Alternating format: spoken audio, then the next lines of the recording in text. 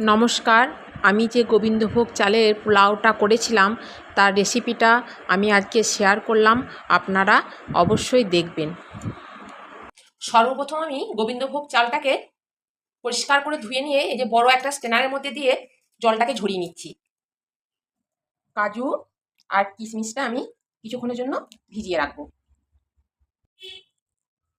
চালগুলো সুন্দর জল ঝরে ঝরঝরে হয়ে গেছে। আমি এবার একটা পাত্রের মধ্যে চালগুলোকে নিয়ে সেখানে হলুদ আর ঘি দিয়ে মাখিয়ে নেবো।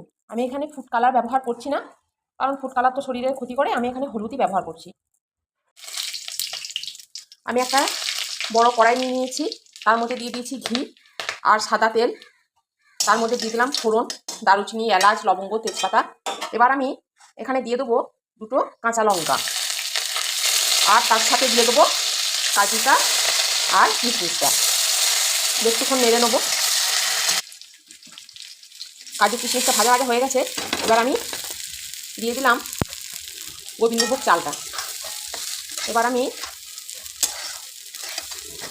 চাল, কাজু কিশমিশ এগুলোকে একটু কড়াইয়ের মধ্যে নেড়ে নেবো।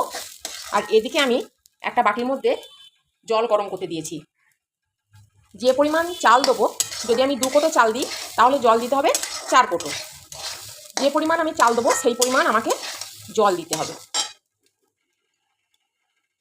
এবার আমি এর সাথে দিয়ে দিচ্ছি আদা বাটা। আদা বাটাটা দিয়েও আমি ভালো করে আদা বাটা আর চালটাকে ভালো করে আমি নেড়ে নেবো, একটু ফ্রাই করে নেবো। জলটা গরম হয়ে গেছে, আমি এবার জলটাকে এখানে দিয়ে দেবো।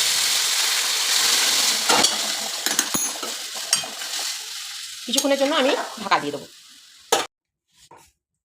লবণটা দিয়ে দিই। লবণটা দেওয়ার পরে ঢাকাটা দিয়ে দেবো এবং গ্যাসটা কিছুক্ষণের জন্য কমিয়ে দেবো। চালটা সিদ্ধ হতে দেবো। চাল সিদ্ধ হয়ে গেছে।